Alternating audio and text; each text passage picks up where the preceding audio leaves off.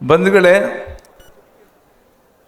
ಹಲವರು ವೇದಿಕೆಗಳಿಂದ ಮಾತನಾಡುವಾಗ ಅವರು ಬಹಳಷ್ಟು ಭಾಷಣಗಳನ್ನು ಮಾಡ್ತಾರೆ, ಮಾತಿನಲ್ಲಿ ಹೇಳ್ತಾರೆ, ಬೋಧನೆಯನ್ನು ಹೇಳ್ತಾರೆ. ಆದರೆ ಕೃತಿಯಲ್ಲಿ ಹಾಗೆ ನೋಡಿದರೆ ಅವರು ಬಹಳ ಹಿಂದೆ ಇರ್ತಾರೆ. ಸನ್ಮಾನ್ಯ ದಿವ್ಯಚೇತನ ಬಂಗಾರಪ್ಪನವರು ಅವರು ನಡೆದಂತೆ ನುಡಿತಾ ಇದ್ದರು, ನುಡಿದಂತೆ ನಡೆದರು ಅಂತ ಹೇಳೋದಕ್ಕೆ ನಾನು ಅನೇಕ ವಿಷಯಗಳನ್ನು ಗಮನಿಸಿದ್ದೇನೆ.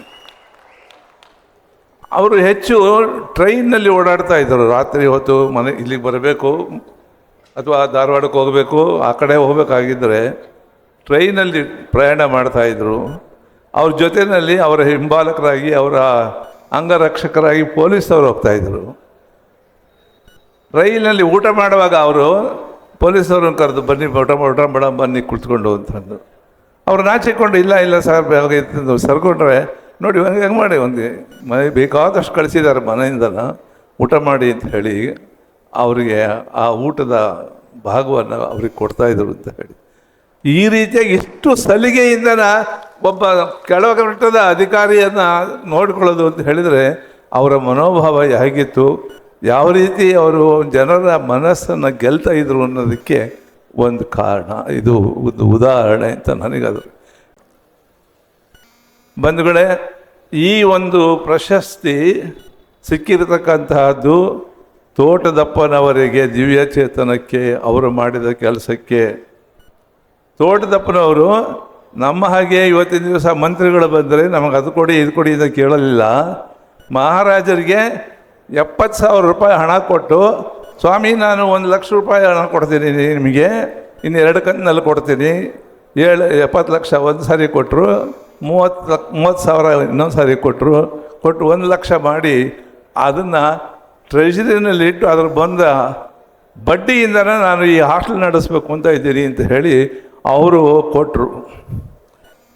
ಇವತ್ತಿನ ದಿವಸ ನನಗೆ ಕೊಟ್ಟಿರ್ತಕ್ಕಂಥ ಈ ಒಂದು ಪ್ರಶಸ್ತಿ ಕೂಡ ಅಷ್ಟೇ ಮೊತ್ತದ್ದಾಗಿದೆ, ಅಷ್ಟೇ ಪ್ರತಿಷ್ಠಿತವಾಗಿದೆ. ಯಾಕೆ ಅಂತ ಹೇಳಿದರೆ ಇದನ್ನು ನಾವು ಹೇಳಿ ಕೇಳಿ ಪಡೆದಿದ್ದಲ್ಲ, ಸ್ವಂತ ಸ್ಫೂರ್ತಿಯಿಂದ ಮಧು ಬಂಗಾರಪ್ಪನವರು ಇದನ್ನು ನಮಗೆ ದಯಪಾಲಿಸಿದ್ದಾರೆ. ಅವರಿಗೆ ನಾನು ಅಭಿನಂದನೆ ಹೇಳಬಯಸ್ತೇನೆ. ಬಂಧುಗಳೇ, ಈ ಸಂಸ್ಥೆ ಸಿದ್ಧಗಂಗಾ ಶ್ರೀಗಳನ್ನು ಸಾಕಿದ ಒಂದು ಸಂಸ್ಥೆ. ಅವರು ಯಾವಾಗ ಒಬ್ಬರು ಯುವಕ ಆಗಿದ್ರು ಆವಾಗ ಅವರ ಶಕ್ತಿಯನ್ನು ತುಂಬಿದ ಸಂಸ್ಥೆ. ಹಾಗೆಯೇ ಎಸ್ ನಿಜಲಿಂಗಪ್ಪನವರು ಕೂಡ ಆ ಸಂಸ್ಥೆಯ ಒಬ್ಬ ವಿದ್ಯಾರ್ಥಿ ಆಗಿದ್ದರು ಅಂತ ಹೇಳ್ತಾರೆ.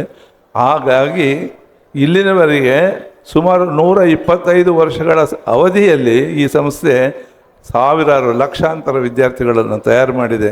ಯಾವಂಥ ವಿದ್ಯಾರ್ಥಿಗಳು? ಗ್ರಾಮೀಣ ಪ್ರದೇಶದಿಂದ ಬರ್ತಕ್ಕಂಥ ಕಷ್ಟದಿಂದ ಕಲಿಯತಕ್ಕಂಥ ವಿದ್ಯಾರ್ಥಿಗಳು. ಅವರಿಗೆ ಮುಫತ್ತಾಗಿ ಯಾವ ಒಂದು ಪೈಸವನ್ನು ತೆಗೆದುಕೊಳ್ಳದಂತೆ ಊಟ ವಸತಿ ಎಲ್ಲ ಕೊಟ್ಟು ಅರ್ಹರಿಗೆ ಸ್ಕಾಲರ್ಶಿಪ್ ಕೊಡ್ತಕ್ಕಂಥ ಒಂದು ವಿಶೇಷವಾದ ವ್ಯವಸ್ಥೆಯನ್ನು ಕೂಡ ಮಾಡಿಕೊಂಡು ಬರ್ತಾಯಿದ್ವಿ. ಅನನ್ಯವಾಗಿರ್ತಕ್ಕಂಥ ಸೇವೆ ಅಂದಿನಿಂದ ಇಲ್ಲಿನವರೆಗೆ ನಡೀತಾ ಇದೆ. ಹಾಗಾಗಿ ಈ ನಾಡಿನಲ್ಲಿ 19 ಭಾಗಗಳಲ್ಲಿ, ಬೇರೆ ಬೇರೆ ಭಾಗಗಳಲ್ಲಿ 19 ಅಂಗಸಂಸ್ಥೆಗಳನ್ನು ಮಾಡಿ ಸುಮಾರು 2,000 ವಿದ್ಯಾರ್ಥಿಗಳು ಯಾರು ಗ್ರಾಮೀಣ ಪ್ರದೇಶದಿಂದ ನಗರಕ್ಕೆ ಬಂದು ವಾಸಕ್ಕೆ ಊಟಕ್ಕೆ ತೊಂದರೆಯಲ್ಲಿದ್ದಾರೆ ಅಂಥವರನ್ನು ಗುರುತಿಸಿ ಅವರಿಗೆ ಮಾತ್ರ ಅಡ್ಮಿಷನ್ನು. ಕೇವಲ ಮಾರ್ಕ್ಸೇ ಅಲ್ಲ ನೋಡ್ತಕ್ಕಂಥದ್ದು, ಅವರ ಶಕ್ತಿನೂ ತುಂಬತಕ್ಕಂಥದ್ದು ಅಂತಕ್ಕಂಥ ಒಂದು ಭಾವನೆಯಿಂದನ ಈ ಒಂದು ವಿಶೇಷವಾದ ರೀತಿಯಲ್ಲಿ ನಡೀತಾ ಇದೆ.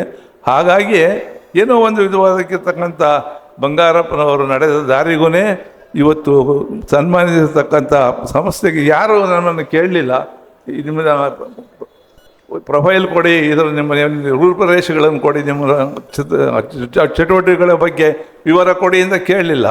ಆದರೆ ಹೇಗೋ ಏನೋ ತಿಳಿದು ಅದರ ಒಂದು ಒಟ್ಟಾರೆ ಅಭಿಪ್ರಾಯದಿಂದ ಈ ಒಂದು ಪ್ರಶಸ್ತಿಯನ್ನು ಕೊಟ್ಟಿರ್ತಕ್ಕಂಥದ್ದು ಬಹಳ ಔಚಿತ್ಯವಾಗಿದೆ.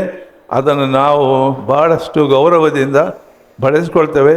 ಅದು ಚಿರಸ್ಥಾಯಿಯಾಗಿ ಜ್ಞಾಪಕದಲ್ಲಿರುವಂಥ ರೀತಿಯಲ್ಲಿ ಒಂದು ಫಿಕ್ಸ್ಡ್ ಡಿಪಾಸಿಟ್ ಅಂತ ನಾವೇನು ಮಾಡ್ತೇವೆ ಅದರ ಭಾಗವಾಗುತ್ತೆ ಅಂತ ಹೇಳಿ ಈ ಸಂದರ್ಭದಲ್ಲಿ ಹೇಳ್ತಾ, ಈ ಒಂದು ಸಂದರ್ಭವನ್ನು ಕಲ್ಪಿಸಿ ನಾನು ಇಲ್ಲಿ ಆಗಮಿಸೋದಕ್ಕೆ ಮತ್ತು ಇಲ್ಲಿರೋ ಎಲ್ಲರ ದರ್ಶನದ ಭಾಗ್ಯವನ್ನು ಪಡೆಯೋದಕ್ಕೆ ಅನುಕೂಲವಾಗಿದ್ದಕ್ಕೆ ನಾನು ಧನ್ಯವಾದಗಳನ್ನು ಹೇಳಿ ನನ್ನ ಮಾತನ್ನು ಮುಕ್ತಾಯ ಮಾಡ್ತೇನೆ. ನಮಸ್ಕಾರ.